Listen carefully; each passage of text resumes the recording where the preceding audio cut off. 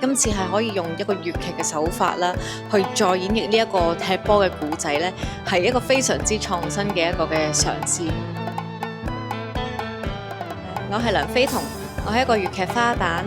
一路都係以呢個粵劇為一個主要嘅舞台表演啦。咁今次好榮幸有機會咧，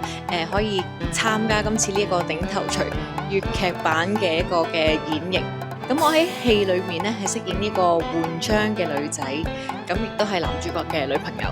呢一個戲本身係一個音樂劇，咁然後而家係將佢做咗一個粵劇嘅表演嘅形式同埋手法啦。當中可能要配合一啲鑼鼓啦，我哋因為戲曲裏面有口鼓啦，係講押韻、上下句、平仄嘅一啲結構嘅。我覺得戲曲嘅世界裏面咧，花旦用子喉聲去講，但係今次我就可能要用翻我哋平時做話劇時候嗰個聲線啦，呢啲都係一個新嘅嘗試，同埋係對我嚟講係一個挑戰嚟嘅。11月頂頭鎚，香港文化中心一個頂10個。